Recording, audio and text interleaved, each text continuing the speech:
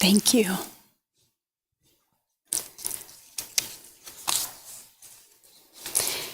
Our reading this morning is from the Reverend John Sumwalt. One of my favorite stories to tell when I get invited out to do a storytelling program is about a gas station in the village of Lloyd, just down the road from the farm where I grew up in Richland County, Wisconsin, in the 1960s. I described the setting in some detail, from the pop cooler to the pot-bellied stove, around which you could almost always find several farm neighbors telling stories and laughing as they drank their favorite flavor of Hillbilly Pop, a local brand bottled in Richland Center. Grape was my choice whenever I had a quarter to spare. They used to say Orrin Fuller, the old proprietor, sold more pop than anybody else in the county. And I guess maybe it was true. It wasn't until years later when I realized the men didn't come there for the pop. They could have drunk pop anywhere. They came to Orrin's because he made them welcome. It was a safe place, an everybody knows your name kind of place. Orrin was a quiet fellow, not outgoing or affable in any remarkable way. I don't remember him ever telling a funny story or a joke. On occasion, he could be a bit of a grouch. But he was, in his own unassuming way, a catalyst for something essential, something life-sustaining, even life-saving. We found something there which all of us yearn for, a community where we fully belonged. We all long for this, a community where we can say what's on our minds and laugh together at the wacky vicissitudes of life. We all want to belong. It is one of the basic human needs, something we just have to have. Some of us are fortunate to find community in our families. You're blessed if you have a large extended family that loves to get together. My dad had 6 brothers and 1 sister. Mom had 3 brothers and 2 sisters. That made for 10 uncles, 9 aunts, and 33 first cousins, not to mention a host of great aunts and uncles and second cousins. I took for granted houses and yards full of people at family events. When I married, I discovered that Joe came with a multitude of relatives too. At the first family funeral I attended, the church was packed with over 100 close family members. After 49 years, I have just about learned all of their names. We also find community in the various groups of friends and acquaintances to which we belong. Some people find community in service clubs like Rotary, Lions, and Kiwanis, in choirs, card clubs, bands, sewing circles, softball and bowling teams, bars, hunting parties, among golfing buddies and shopping friends. And sometimes people find community in church. I know that some of you who are reading these words have belonged to a church all of your lives. You have lifelong friends there who you love like brothers and sisters. You belong to them and they belong to you. Others of you, like me, whose job has taken you to many different places over the years, know that it can take a long time to find the right church and to feel at home there. You realize the Spirit has taken you where you need to be when you have that warm feeling of belonging. We know a church is what it's supposed to be when it satisfies this deep longing we have for community. I used to tell our new members they would know they fully belonged to the church when the stories that longtime members told them of days past became their stories. And I warned them that they won't tell you the really good stuff right away, about all the tragedies and scandals and hardships the congregation has endured, all the embarrassing things they laugh and cry about, until they get to know you. But once that happens, you will carry that adopted identity and tell those stories as your own for the rest of your life, wherever you go. We also know a church is not what it's supposed to be when it's not able to sustain community with their own members who need it most. Rachel Held Evans, known for her blunt honesty about her evangelical upbringing, is the New York Times best-selling author of Searching for Sunday, Loving, Leaving, and Finding the Church. In 2015, 4 years before her untimely death at the age of 38, she wrote about her dear friend Andrew, who was rejected by his preacher father and his church when he told them he was gay. She says, after struggling with bouts of depression and despair, Andrew came to terms with his sexuality. He left home to attend college and found a new church that accepted him as he was. Andrew formally came out to his family on the Thanksgiving break of his freshman year. It didn't go well. Now Andrew lives in his dorm room, cut off from his family and working to pay off his education on his own. The last time he spoke with his father, Andrew was told he was going to hell. But Andrew wasn't alone during that difficult Thanksgiving break. A whole team of people from his new church had committed to pray for him for those 4 days. Rachel tells how Andrew invited her to his baptism at his new church, something he had longed for all his life, but had been denied by his father because, as Andrew said, he wanted me to wait until I was good enough, holy enough. Rachel wrote, "That's when I understood why Andrew had invited me to his baptism. I was part of the only family he had. Andrew's adoption into God's family had been far more tumultuous and painful than my own, but he wanted me to be part of it simply because I was among those who would not turn him away, simply because I loved him as he was." Sometimes the church must be a refuge, even to its own refugees. Will you rise in body or spirit and join us in hymn number 113, Where is Our Holy Church?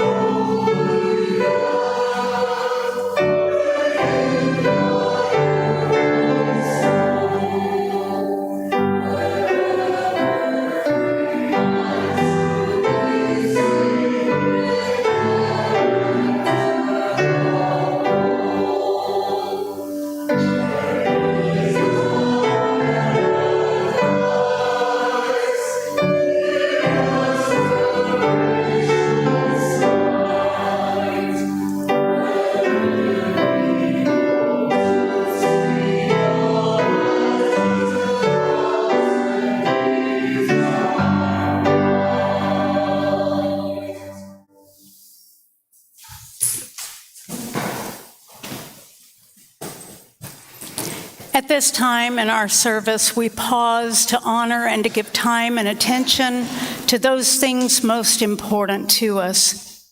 We gather here for healing and for peace in our hearts and in the world, and honor our time together with the shared stories and news from the congregation. Each week, there is a journal outside the entrance to the sanctuary where you can write a message of memory or hope. We honor these messages by lighting 3 candles here next to our chalice. Also, at any time during our service, you are welcome to come forward and light a candle in our meditation center here at the side of the chancel. Today, from our book of memory and hope, we include the following. Another decade, another war.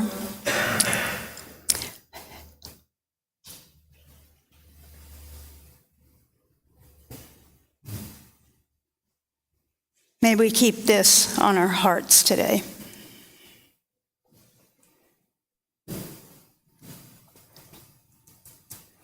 Our meditation will be followed by a few moments of silence and music.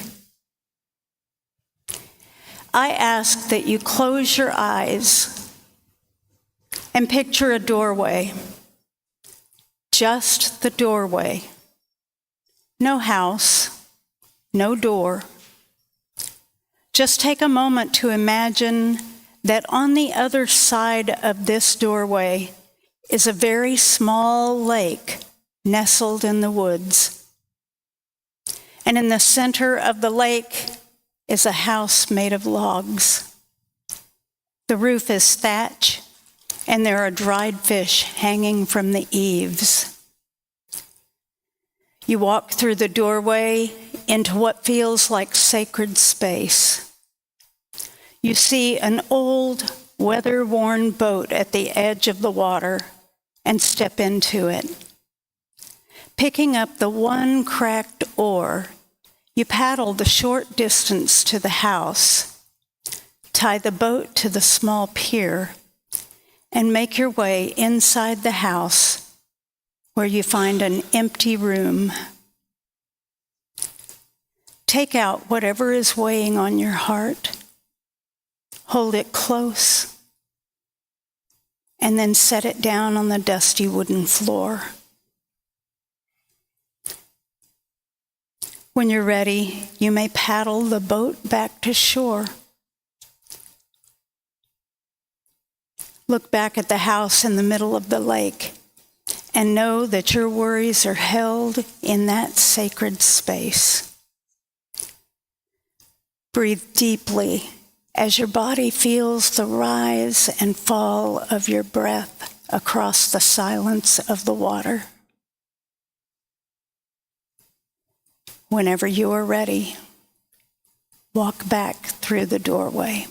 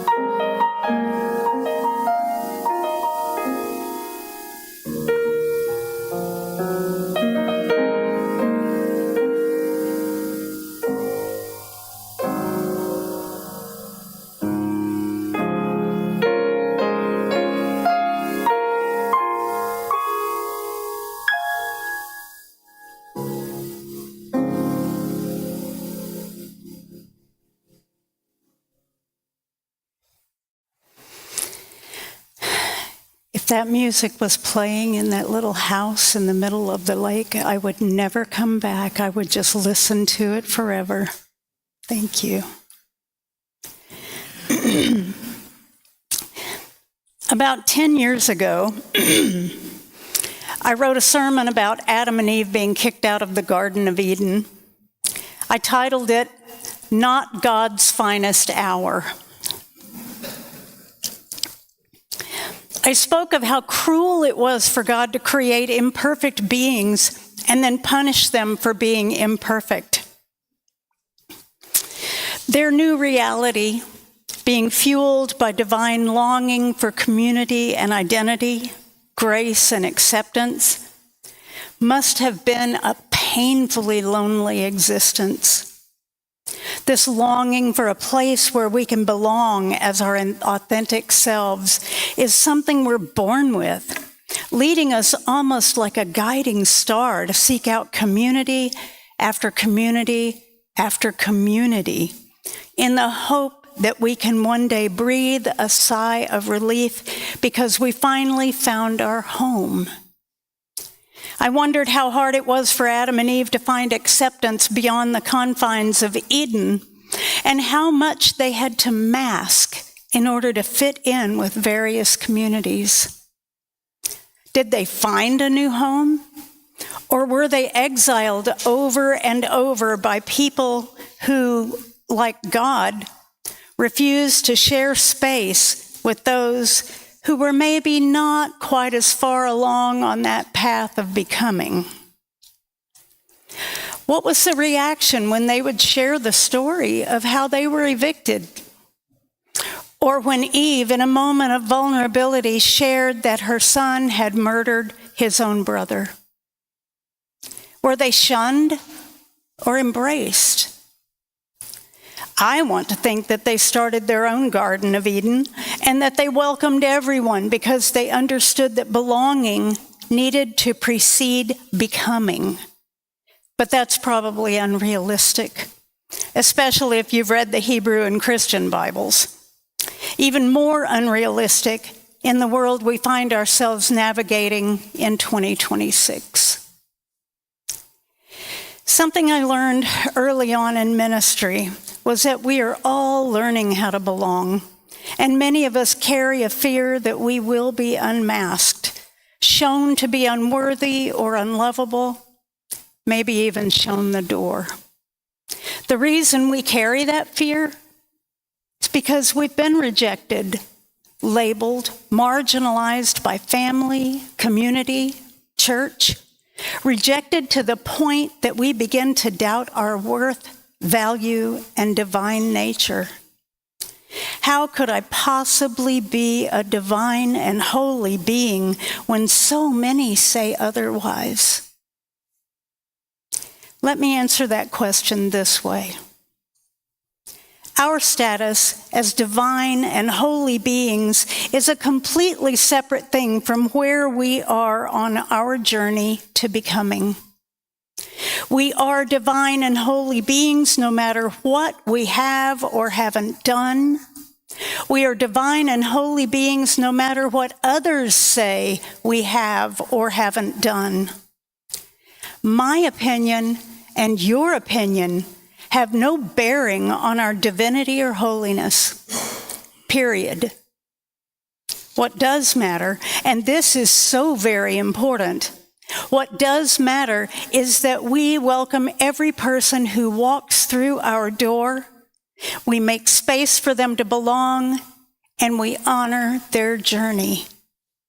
This matters and is important because we're a part of each other's journey. And if only perfect beings were allowed into the church and into our lives, it would be an empty church and a lonely life. We, as a people seeking a grace-filled place of belonging where we can do the beautiful work of becoming, have to be watchful so that we don't become a congregation so set on our own transformation that we don't make space for others to belong in their own way. Jeanette George tells of the lesson she learned on a flight from Houston. She said, "The plane I got on in Houston this morning was already filled. The passengers all knew each other. They had been on a tour, and they were talking and laughing together. For just a moment, I stood there thinking, I don't fit into this group. First, they were all young. People are so much younger than they used to be, and there are so many more young ones. Second, all the women were slender. I find that a little discomforting, particularly after a meal. I mean, sometimes at luncheons, they'll have this wonderful food and then a style show where all the models are size 4. Why do they have a size 4 model when they've just served all that good food?" As I stood in the plane and realized I was not part of that group, I experienced a feeling of not belonging. It reminded me that so many of us go through life feeling like we don't belong. We're alienated, disenfranchised, invisible. I may have thought I belonged once, but I don't belong now. Or there may have been a time when I was productive and a belonger, but I don't belong now. On that plane, I found myself looking to those passengers to tell me I would belong. I tried to get somebody's eye so that person might say, "Oh, here, Jeanette, here's a seat for you." Nobody did. They were just busy enjoying each other. I realized that many times I look to people to tell me that I belong. But instead, the relentless creative energy of the divine reaches out to us to tell us that we do belong. I have found that no matter what, you belong. What told me that I belonged on that plane was the ticket in my hand. But what told me I belonged among that group of people was the moment one woman broke away from her conversation and motioned me over, asking where I was from, and then introducing me to others. So the church is meant to be a place of belonging for all people, a sanctuary where the divine longing within each of us finds its voice and its home. At its heart, the church is more than a building or institution. It is a living community that seeks to reflect grace and acceptance to every person who enters. Here, we are invited not only to welcome others, but to courageously allow ourselves to belong, to step beyond our fears, doubts, and insecurities, and embrace authenticity in the midst of others. Belonging is woven so deeply into our human identity. It is a longing for connection, for a place where our truest selves are recognized and valued. In the church, this longing is met with compassion, as grace and acceptance create a space where we can bring our whole selves, our joys, struggles, questions, and hopes without fear of rejection. When we're able to be authentic, we discover that our differences do not divide us, but instead enrich the tapestry of the community. In such an environment, the community flourishes. The church becomes a home where people can find purpose and meaning together, where relationships are formed not out of obligation, but out of a shared journey. It is in this sacred shared life that we experience our deepest hunger for belonging transformed into joy and fulfillment. The church, as a divine and holy people, is called to nurture this sense of belonging by continually extending grace and acceptance, by affirming that every person's story matters, and by encouraging each one to be their authentic self. To belong in the church is to participate in a divine story, a story that calls us into authentic relationship, vulnerability, and love.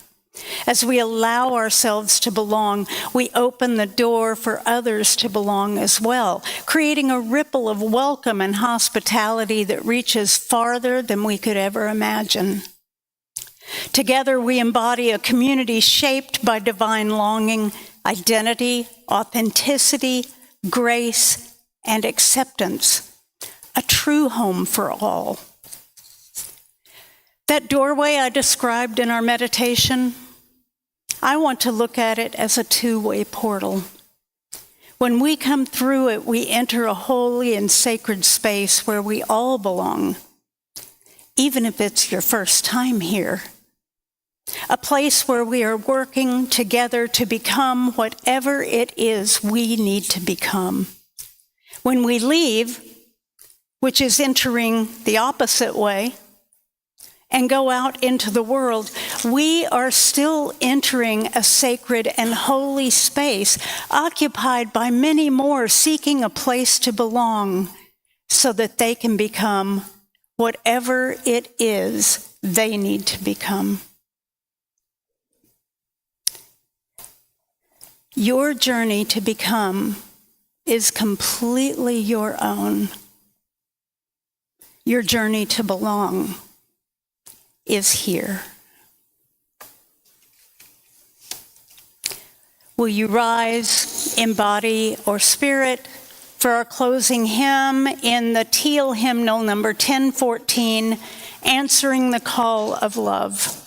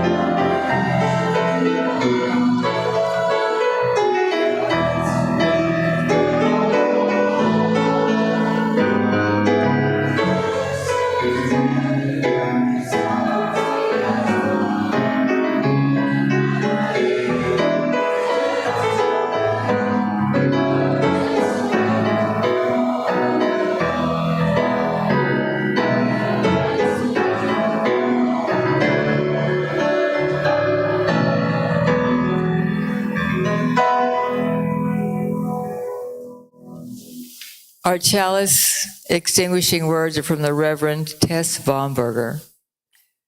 May we go forth to meet oppression with freeing justice, hatred with healing love, despair with unfailing faith. May it be so. Amen. Go forth with the love, courage, and hope experienced in this sanctuary, making the world a more welcoming place, a place to belong. I want to remind that we are having our potluck directly after church, and if anything can be taken from the smells that I heard, I'm experiencing it in so many ways, all that food. You're going to find some wonderful things to eat in there. I also want to welcome anyone who is here for the first time, and I also want to welcome anyone who has been here over and over and over. We're glad you belong. And while you're thinking about the potluck, please note these beautiful poinsettias that are all over the chancel. Those are available to take home if you would like to take one home. Any of them I think are okay. So we have some here, we have some here, we have some here. I think there's probably some over there. Yes. So help yourselves.